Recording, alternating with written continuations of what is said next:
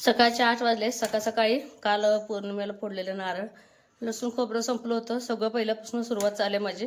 लसूण खोबरं पण करायचंय, बटाट्याचा रस्सा करायचाय, पोरींचं हट्ट चिरून कोबी करू नको किसून कर, हे सगळं किसून घेतलं आधी. एवढं सगळं करायचं म्हटलं की खूप राडा होऊन जातो. आणि लागलीच रताळ पण ना किसून घेतली. एकाच किसणीनं बरंच माझी कामं झालेत. रताळ किसून घेतलं, परत गूळ किसून घेतले.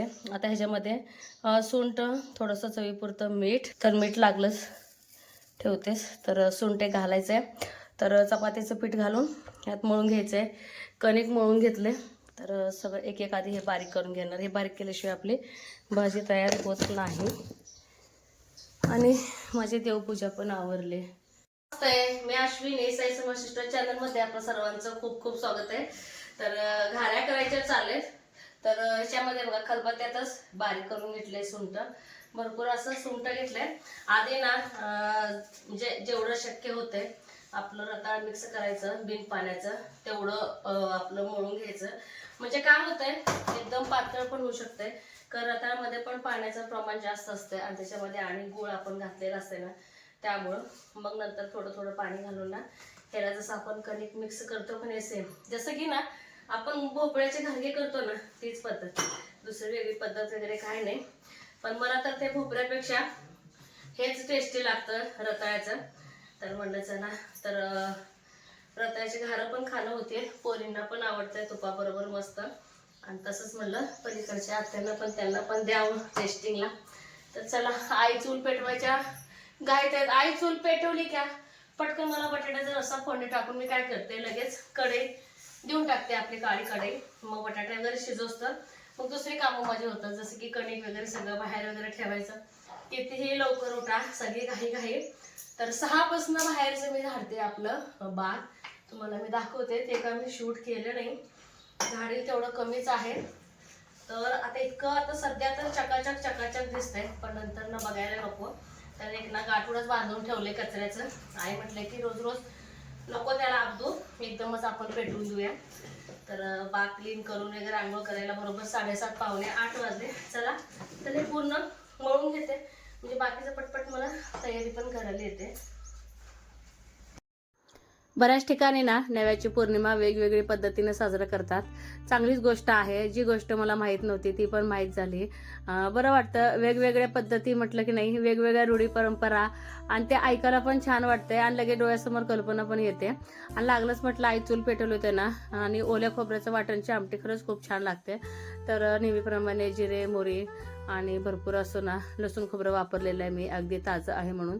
तर हळद आणि लागेल तेवढं तिखट मीठ आणि वटाणं आणि बटाटा मिक्स असं मला आज भाजी करायचं आहे. तर भरपूर असं लसूण खोबरं घातल्यामुळं शेंगदाणे कुटायची काही गरज लागली नाही. लागलीच ते मी चुलीवर ठेवून आलेले आहे. आणि या चुलीवरती करण्यापेक्षा कोबीची भाजी गॅसवरच करते, कारण की खूप कमी वेळात होऊन जाते. आणि चुलीवरती काय होतं सगळं सामान न्या आणा, आणि करपायची पण जर शक्यता असते. आपलं बारीक गॅसवरती थोडंसं जरी मीठ घालून पाण्याचा शिंपडा दिला का आपली भाजी होऊन जाते. तर कांदा टाकलाय, टमॅटो, कढीपत्ता टाकलेला आहे, हळद, गरजेपुरतं तिखट मीठ लसूण खोबरं आणि किसलेली जी कोबी आहे का ते मिक्स करून घ्यायचं. पाण्याची वगैरे अजिबात गरज लागत नाही. फक्त हलक्या हाताने थोडंसं ना एक 2-3 वेळा मात्र झाकण काढून वाफ काढायची, लगेच पटकन होऊन जाते. अशा पद्धतीने जर केलं सईपरी जर आवडीन खातात डब्बा. आणि समजा जर भाजी ही राहिलीच तर ह्याचे पराठे सुद्धा खूप छान होतात.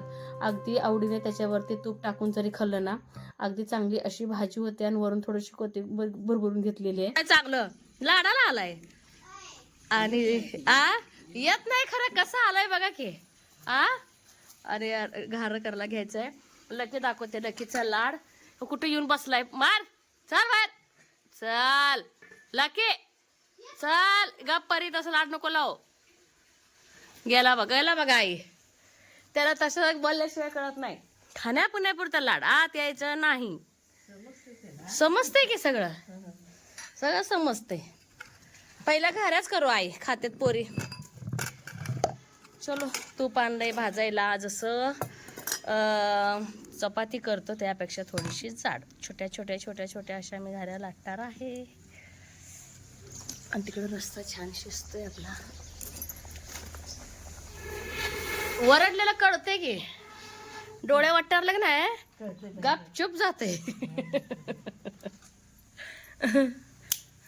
अरे बाई किती लाडाला यायला लागले हे होतो का करून सपड द्यायला लागते आहे.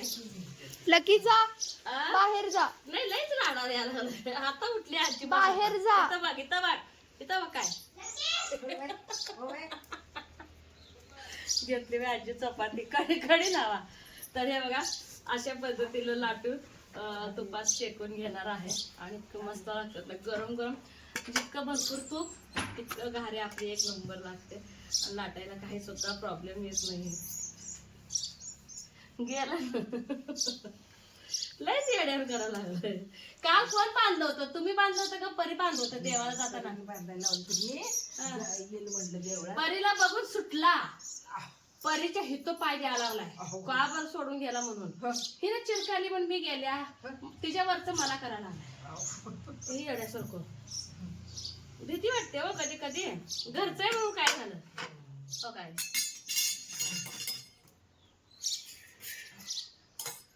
चला तर पटापट घारी करून घेतो.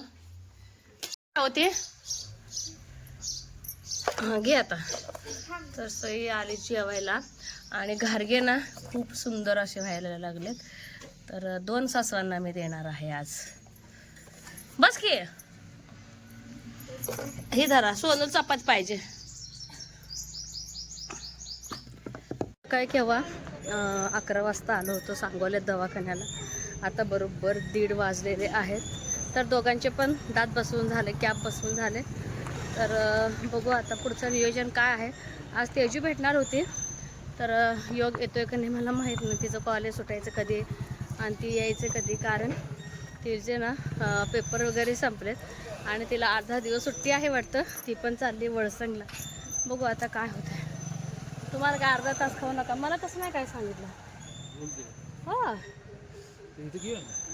बघा इथं चला मग. 2:05 झालेत आणि तेजू आणि तेजूच्या फ्रेंडना दोघांनाही आम्ही घेतलेले आहे. तर तेजूला काय खरेदी करायची आहे जिथं मी नेहमी खरेदीला जाते तिथं तिच्या मम्मीसाठी म्हणजे माझ्या अक्कासाठी खरेदी करायची आहे. तर एसटी तर म्हणते 3 वाजता हाय इथंच वाजले 2.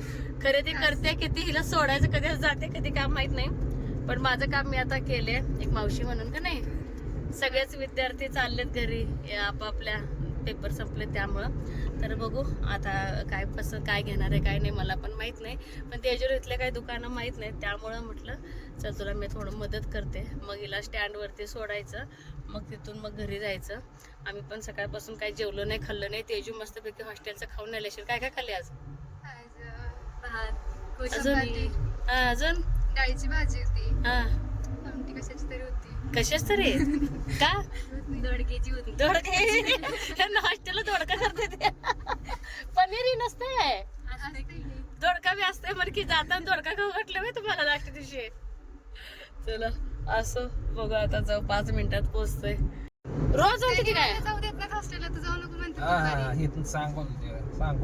सांगोलच्या पोरी आहेत त्या वय येऊन गेली की काय खरेदी केलीस? तुला ह्या वर्षी आम्ही तेजूला विचारलं होतं नाही म्हणून सांगितले. त्यावेळी पेपर होता आहे ना. नाही असू दे काहीतरी अडचणी असतात. कस काय ना आता फिरायला टाइम नाही. आता फिरायला हिला टाइम. मग ही उमटीला पोचायची रात्री 8ला ही पोचायची 5ला वळसंगला. हा काय काय दुकान आहे ते तेजू फिरायचं काय? नको नको राहू दे. हा नको राहू दे. काहीच नाही आता यात्रा सगळी यात्रा खुळखुळी झाली आमची. ह्या बाजूला इकडे यात्रा असते कुठेतरी 2-2, 3-3 असे दुकान आहेत. तवा फुगा असलंच आहे. ओके किती घाण झालं बघ तेजू. लय घाण केलेत बाबा. नाही गेली की अहो संपली. किती दिवस राहावा बाई यात्रा तरी. आज पोरी ठरवलेले आहे उद्या जायचं म्हणून. हाय की तसं 1-2 स्टॉल कानातले ते आहेत की. की दुकाने असे 1-2च राहिलेत 1-2च राहिलेत. नाही ते दुकान नाही. हे शाळेच्या शेजारी विद्यार्थी घेतात का खरेदी करते ते त्यामुळे घेतात. आणि असले छोटे छोटे एक एक एक कुठं तुरळक राहिले ते दुकान. आज ना व्हिडिओ मला दुसऱ्यांदा टाकावं लागलं कारण मी एका फंक्शनमध्ये आले होते आणि लक्षच दिले नाही. बघते तर कॉपीराईट पडला होता. परत तो व्हिडिओ मी डिलीट केला. बरोबर मला वाटतं मी 1.5 तासानं बघितले असणार आहे. तर माफी मागते सगळ्यात आधी, कारण की सगळ्या ताईंना 1 वाजता व्हिडिओ बघायची सवय आहे. काही ताई व्हिडिओ बघितलेत, पण काय होतं, काही ताई जे आहेत कामामुळे वगैरे लेट होऊन जातं ना व्हिडिओ बघायला, तर नीट लक्ष देऊन एडिटिंग करताना परत मी इथं बघितलं, तर आम्ही जिथं दुकानात गेलो होतो ना तिथं गाणं लागलेलं होतं, ते मी लक्ष दिलं नाही. रात्री उशीर एडिटिंग केले होते ना, त्यामुळं थोडंसं एडिटिंग करताना चूक झाली. तर इथं ना तेजू तिच्या मम्मीसाठी छान छान असे ब्लाऊज घ्यायला लागलेली आहे. तर कुठलं घ्यावं कुठलं नाही आपल्याला पण कन्फ्यूज होतच होतं. तिला तर किती होत असेल, कारण तिची मम्मी इथं नव्हती ना, त्यामुळं.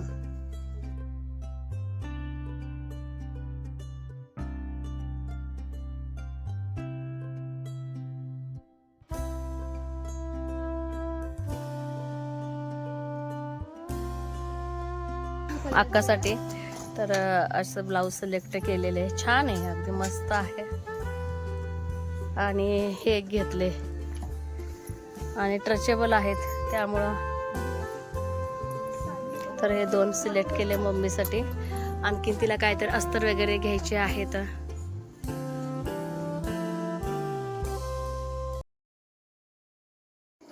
तर येथे बोललेलं ना मला रिपीट घ्यावं लागतंय. तर मी हे सांगत होते, जसं की अक्काचे सासू सासरे आजारी असतात, सगळ्यांना माहितीच आहे. त्यामुळे तिला जतला वगैरे बाहेर जाता येत नाही, कुठली खरेदी करता येत नाही. तिच्या अंगावरती इतकी जबाबदारी आहे ना, खूप जबाबदारी. मग कसं करतो आम्ही, कोण बहिणी वगैरे आम्हाला काही खरेदी करत असेल तर त्यावेळेस आम्ही तिला घेतो, ती काही खरेदी करत असेल ते आम्हाला घेते. आणि आता तेजू शिक्षणासाठी का होईना बाहेर पडलेली आहे, तर ती ना मग जेव्हा माझ्याकडे असेल किंवा जतला वगैरे असेल त्यावेळेस ती मग तिच्या मम्मीला जे पाहिजे ते घेते. जसं की तुम्हाला माहिती आहे, ती वेगवेगळ्या प्रकारची पिशव्या पण शिवते, ब्लाऊज पण शिवते. तिला जे काही गरजेच्या गोष्टी आहेत मग ते सगळे ना तेजू आणून देते.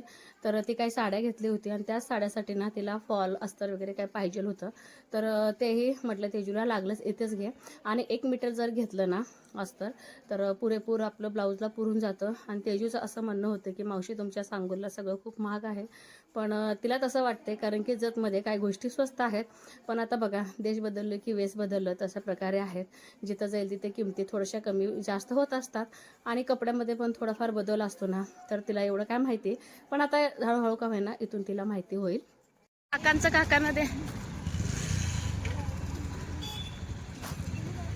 लय दिवसात नाही गाठ पडली तेजूची.